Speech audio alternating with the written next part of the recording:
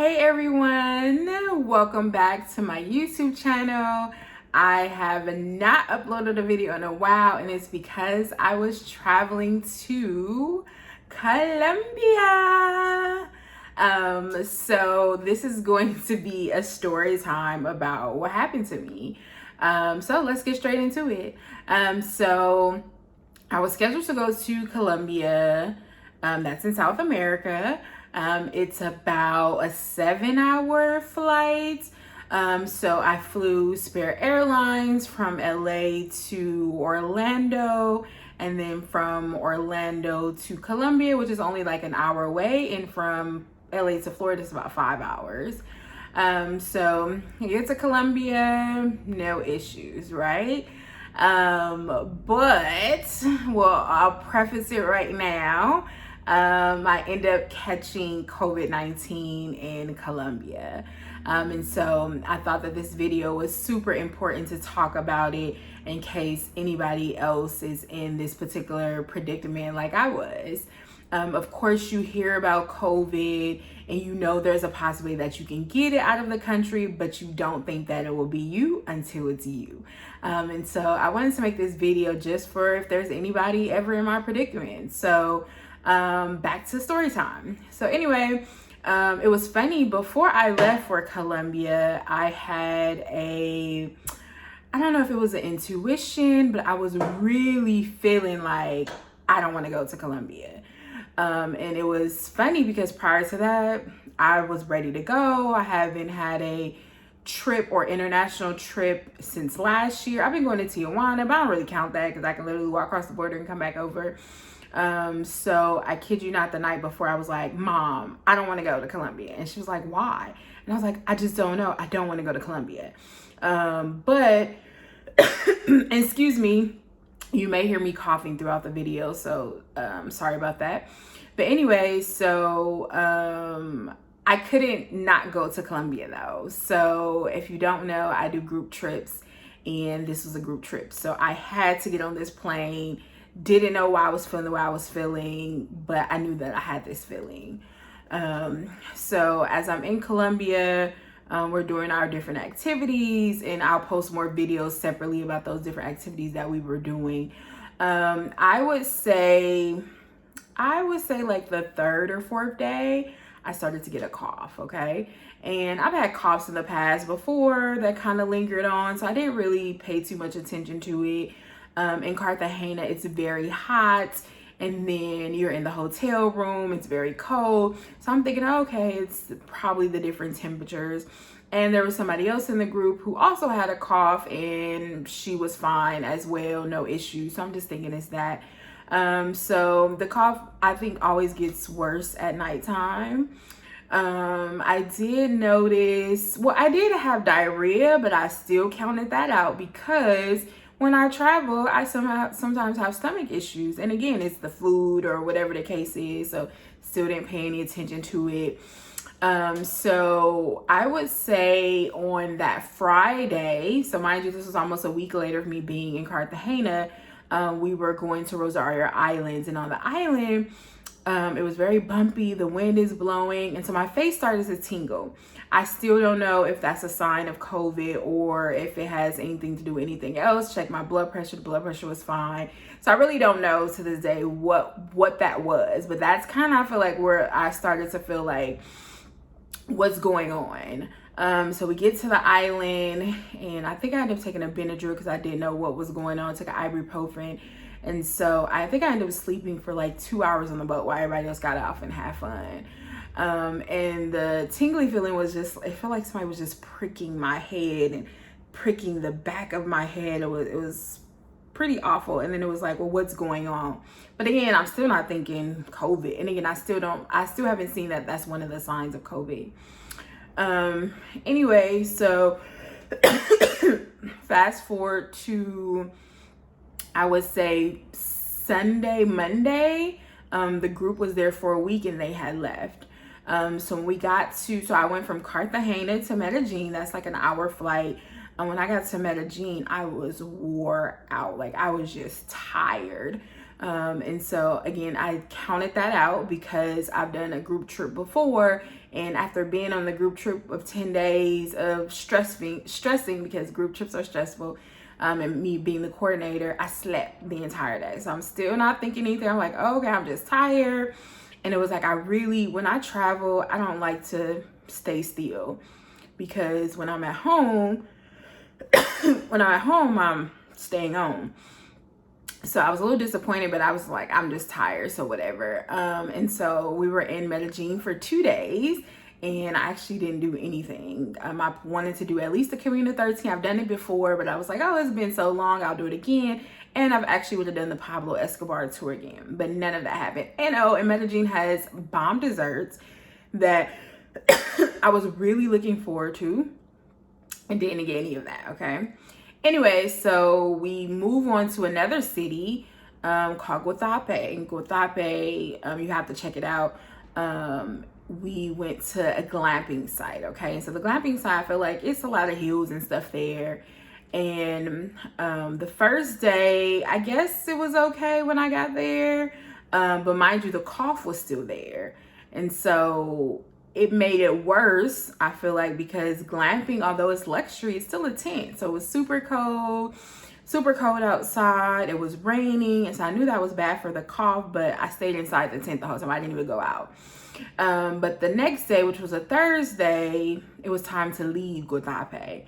And I'm coming up the stairs at this glamping site, and I now notice that my breathing is labored. So I'm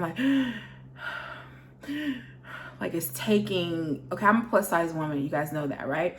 But this was different.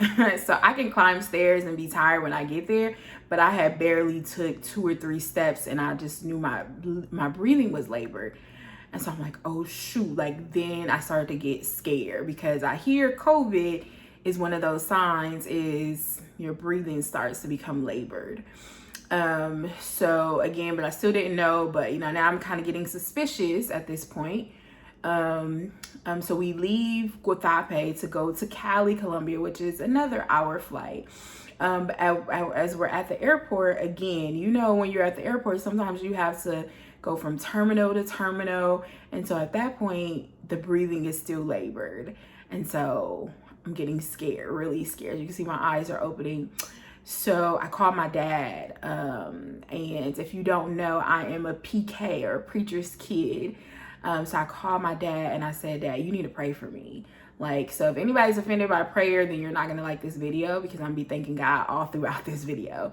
But anyway, so I called him for prayer. And I told him, don't tell my mom, okay?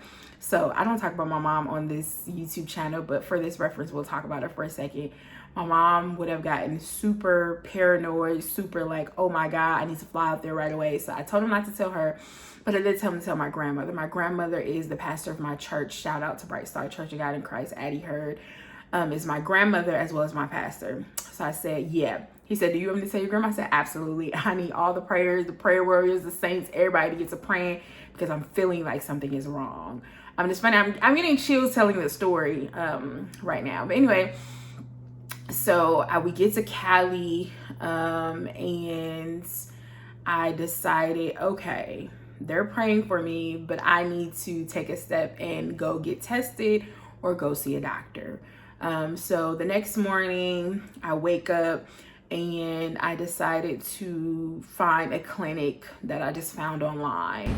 And so I go to the clinic, they check like my blood pressure, and I told her my symptoms, but she ultimately told me that I would have to pay all this money to be seen. And she was like, well, I'm going to refer you to the hospital, like a free hospital where you don't have to pay.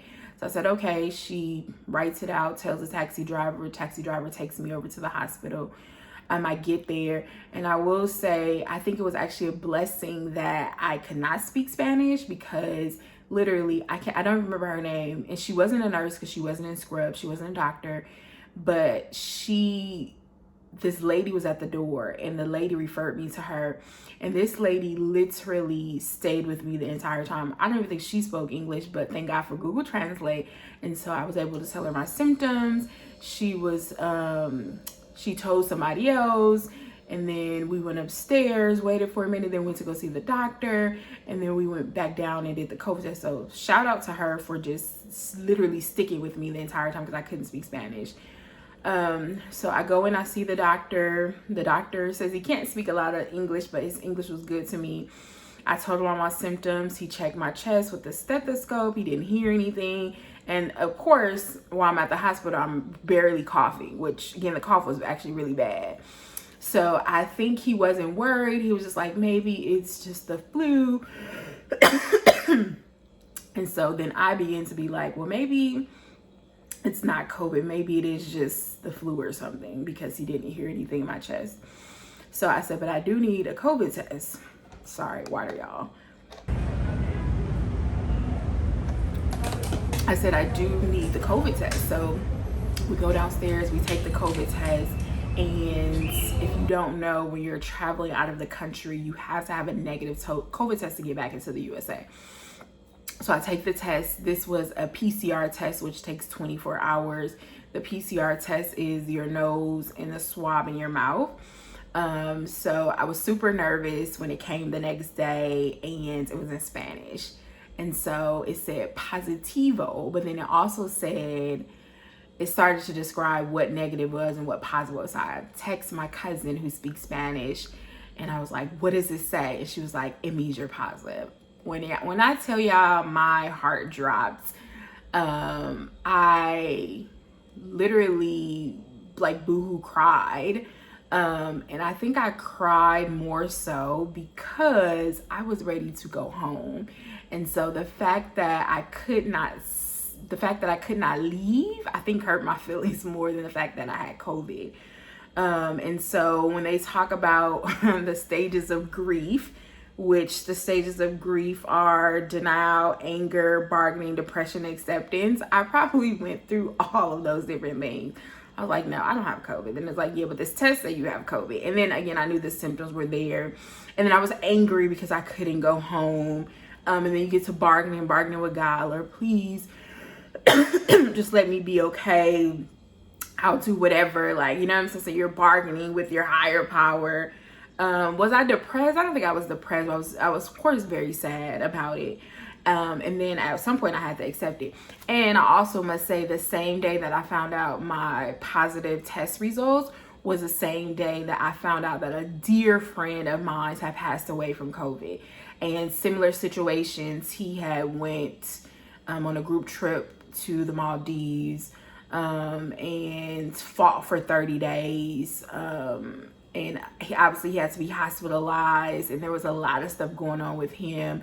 And did I think I was going to be in the same predicament that he was? No, but I think the blow of his death and then the fact of me getting the same diagnosis was crazy in itself. And I think the other crazy part was he lived in Mexico, so I would go to Mexico and stay with him and his wife. And we had this whole thing. I was coughing at his house. This was a year ago, literally. And he's like, Tiffany, do you better not have COVID and take a cough drop and all this kind of stuff? And it's like, look at here, we are a year later, and we both are in these different predicaments, but same test, same, disease that's going on at the time. So I think grappling with the death and my sickness, it was just a lot going on. And so the stages of grief were real, okay? And so what I did was I called my mom, called my dad, called my family, just like, hey, I'm positive now. Y'all gotta really pray and figure out like what we're going to do. Because the symptoms, although there were symptoms there, I repeat them again: the cough, the diarrhea, the shortness of breath, and the headache. Although those were there, it wasn't enough for me to be in the hospital. So I thank God that I did not have to like stay in the hospital. So once I knew that I had this positive result, I'm like, okay, what do I do? Like, how do I get rid of this? And when I was looking at stuff, I guess there's medicine and stuff, but I think it's just something that you really have to go through unless you have to go to the hospital. So people told me different things. So what I would do in the morning time is I would take vitamin C. I treated it almost like a cold. What I'm doing in the morning. Wake up, do the vitamin C. Somebody told me about raw ginger. It was so nasty, y'all, because ginger is horrible. But it's very good for your body. I would get up and drink tea with lemon and honey in there. And then literally just wake up. Oh, I forgot the other symptom was lack of appetite. And of course I like to eat, so I knew that was something wrong. And if I would eat, I would take a couple bites. I just wasn't really hungry. And so I don't have any footage of those 7 days that I was down, because I literally was sleeping the entire time. Or, wake up for the couple bites or wake up to use the bathroom or something like that. But anyway, so I tried this regimen for several days. Shout out to Akeem from Live Be Do. He brought me some groceries. And I was just praying, obviously, because I feel like prayer definitely works. So I would say almost about a week later, I noticed that the diarrhea was slowing down, that my appetite was starting to come back. I still had the cough and the headache. In terms of my breathing, during that week, I would notice that it would, like, if I went to the bathroom, that would take a lot of energy and I would just want to hurry up and get back to the bed. I did notice laying down helped out with the breathing. So that was something that I wanted to lay down. Even though they say you're supposed to get up and exercise and move around, I was like, but I want to lay down because this is when I feel like I can breathe the best. So that was happening. And so about a week later, I decided to go get tested again, because remember I told you, I'm like, I'm ready to go, and I'm here all alone. There's nothing to do. They had TV in the Airbnb, but it's not real TV. It's like if you have Netflix, if you have your account, but that wasn't working either. So whatever. So anyway, I had my phone. So thank God for social media. And I was just scrolling all day, or sleeping. Anyway, so I went back and took the rapid test. So they charge for the test, and here in America or California they don't charge, but out there they do charge. And so I was like, well, I had to pay $60-something for the first one, and I was positive. The second one, I decided to just take it just to see, and it was $30-something, and it ended up being negative, thank God. And so the rapid test, I think, is just the one in your nose. And so I said, well, let me go back and take the PCR test the following day, because that's what I needed to get out of the country. So you have to have the PCR test within 72 hours. So I took the test on a Thursday, and I had to leave out by Saturday. And so that is one of the requirements. Colombia does not have a requirement to come in, but they give you a requirement to go out, which I think is backwards, but then neither here nor there. So I would say, now I've told you kind of like the story time. So let me tell you about some tips, like if this ever happens to you when you are out of the country. So I would definitely say, obviously, contact family, contact a friend, contact somebody and let them know what's going on. I think I talked about it before. You can apply with the STEP program just so that they know you're out of the country. But the first thing I did was contact my family. Another thing is, I would say before you even go, research local places where you can get your COVID testing, where there's a hospital, a clinic, because these are things that you need to know about. And it's kind of hard to, when you're sick, to try to figure out these things while you're sick. So I would say do it ahead of time.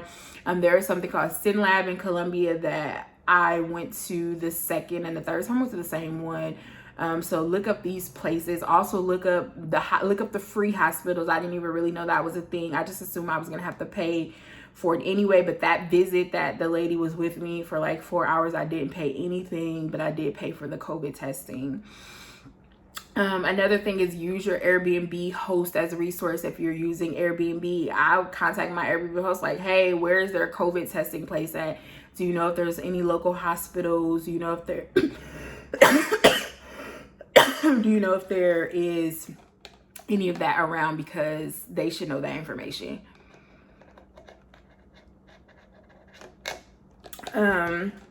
I will say on the back end, if you're not at an Airbnb, if you're at a hotel or something like that, utilize them as a resource. Some hotels have it where if you were to test positive in the country, then they have a plan where you can stay there as little as less than like $50 a night or something like that. So that's also a great resource to have as well. So I would say you have to do more research than ever before you travel, especially because this could happen. The other thing, definitely you need to get travel insurance. So travel insurance does not help you in the moment, but it can help you when you get back out. So I think I had to spend almost an extra probably $500 to stay for the week. And that included like getting another Airbnb for a week. I had to order food. They had a food service called Rappi. It's similar to like Uber Eats. And yeah, so it's mainly like food. Oh, and I had to pay for COVID testings. And I remember I took 3 COVID tests. So the travel insurance can help you out. So although they help me on the moment, when you get back home, you can apply for your, submit everything. Oh, and I also had to pay $75 for an airline change as well. Also, that's the other thing. You will have to contact the airline to tell them that you had COVID, just so that they don't cancel your flight completely. And so emailing them or calling them and let them know what's going on will inform them. So when you rebook your ticket, then it won't be so much of a hassle. I also will say, just when you're traveling out of the country, if your trip is only a week, put in your mind that you may be there 2 or you may be there 3 weeks, depending on what's going on. And really what I mean by that is really having extra money. Because I didn't plan on spending extra money, didn't plan on staying there, and look what happened. So I would say literally in your mind, pretend like you're going to stay 2 weeks, because you may be there. I was supposed to be there for 2 weeks and ended up being there for 3 weeks. Another thing is, a lot of people say contact the embassy. The U.S. Embassy will help you. So I was in Cali, Colombia. The embassy is in Bogota, which is probably a 2-hour flight. And I'm going to be honest, the embassy, sorry. And it's funny because when I tend to talk more, that's when the cough comes out. But anyway, the embassy is really not that helpful, to be honest. My aunt called the embassy for me. The embassy ended up calling me back, and he was just like, hey, are you okay? And I'm like, yeah, I'm just resting. And he was like, do you need anything? I was like, no. And I was like, but what services could you offer if I did need something? He was like, oh, well, we would tell you to reach out to your family or friends first for money, but if that doesn't work, then the embassy can give you a loan. So I wouldn't really rely on the embassy to do much. I mean, you could always contact them and maybe your story could be different, but I didn't seem to find them to be very helpful. And I think it's because they're probably like, literally, you chose to travel, you're on your own. There's really not much that we can do, which, I mean, I guess I don't blame them, but I just say, have them in your back pocket, or know the number, or know where you can reach out to them. And they do use WhatsApp, which was great. But I wouldn't rely on them too much. The other thing I would say is, I guess in terms of just trying to build your immune system up, taking those things like the charcoal pills or the vitamin C or whatever, I guess fighting against these things is very helpful to your body. I wasn't doing any of those things, so I don't know if that could have helped. Another thing is, obviously, getting vaccinated. I was never against getting the vaccination. I've gotten vaccination all my life. I've gotten yellow fever vaccination. And when it was funny because prior to the trip, I was like, oh, okay, I'm going to get vaccinated. And then I was like, but dang, I don't have enough time to get both of the shots, so I'll get vaccinated when I get back home. Well, we see what happened. And now that I've gotten COVID, I think I have to wait like 2 or 3 months to even get the vaccine. So again, I know there's a whole big discussion about the vaccine. Some people want to take it, some people don't. Hey, I can't tell you what to do. It's up to you whether you want to get it. Supposedly it helps against things like this, or it helps against it being like super bad as it could be. So again, that's your particular choice, but that is one thing that they say is helping out. Obviously, continue to wear your mask. When you're on vacation, it is easy to take your mask off because you're in the pool, you're eating, you're drinking, like you're doing these different things where you don't have to have it on. But I feel like I would say wear it, anytime you can, like after you're eating, just go ahead and put it back on. The 6 feet distance is hard. I feel like even in Colombia, I noticed like people will like touch me or while they're talking or something like that, not realizing. And I think that's just part of, sometimes the culture. But, when I don't want to shake your hand, let me go ahead and dap your hand. Maybe we don't need to hug, like different things like that. I feel like, just trying to do those different things would probably help out. And so I think another question is would I travel again during a pandemic? So I actually have been traveling all throughout the pandemic. I've been to Mexico at least twice. I've been to like Tulum area. I've been back and forth to Tijuana. I've been domestic. So I have actually been traveling throughout this whole pandemic. So would I continue to travel? Absolutely. I have family members and friends that have not left the state, not left the city, and have still gotten COVID. So I really don't think it's a matter of where you travel. I really think COVID is just this mysterious thing. It's funny because I was traveling with people the entire time and nobody got COVID except for me. Like literally in the same rooms with people. And they never got it. So I just feel like, I don't know why me. I said, Lord, why me? Why me? You know? And then I think the Lord has to remind us why not. And another reason is, you know, maybe I was chosen to help somebody else. Hopefully somebody else watching this video will be helped out, even though it's like a story time. So I really don't know why me, but it happened to me. And so would I travel again? Absolutely. Travel is a part of my life. It's a part of what I do.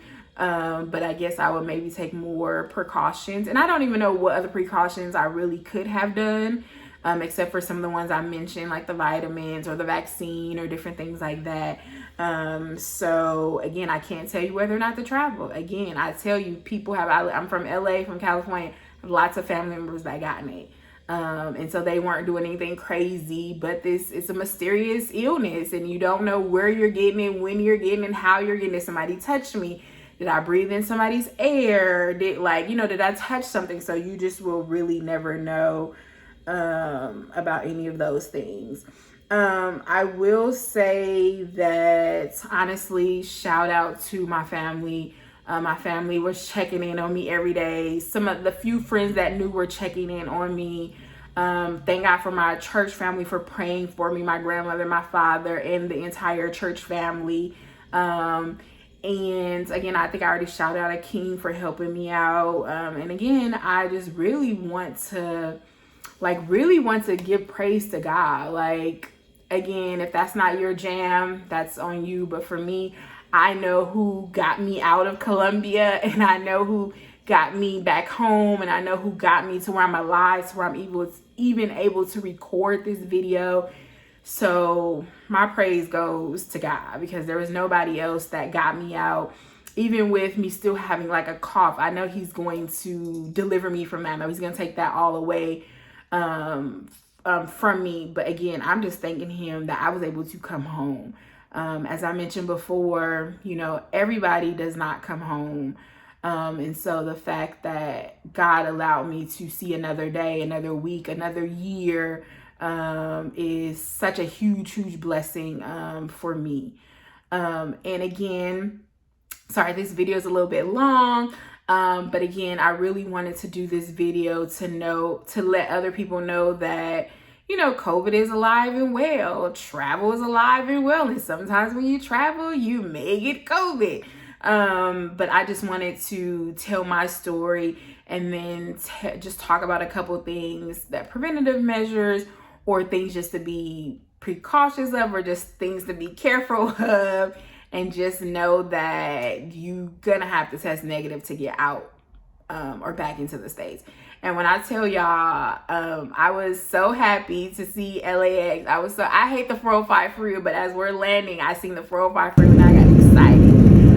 I just wanted to, you know, be like, hey, I'm back in LA. Like, just want to dance down the aisle on the plane, because, you know, just a week earlier, I literally could not leave. I couldn't move, couldn't do nothing. There's nothing that you can do, y'all. Like, literally, there is like, some things are in your control and some are out. When it comes to that, it's out of your control. And I understand why we're not allowed to get on the plane, because we don't want to infect other people. I wouldn't dare want to infect anybody else. So I see why they have the rules in place. And yeah, well, anyway, I talked for a long time, but I hope you enjoyed the story, and continue to pray for me that all my symptoms are gone. But I am feeling much better. My appetite is back. And don't have the diarrhea The headaches, actually I've been doing good for the last couple days. So just continue to keep me in your prayers. I want you all to stay safe when you travel, whether you're traveling internationally, domestically, stay safe. And God bless you all. All right. Talk to you later. Peace.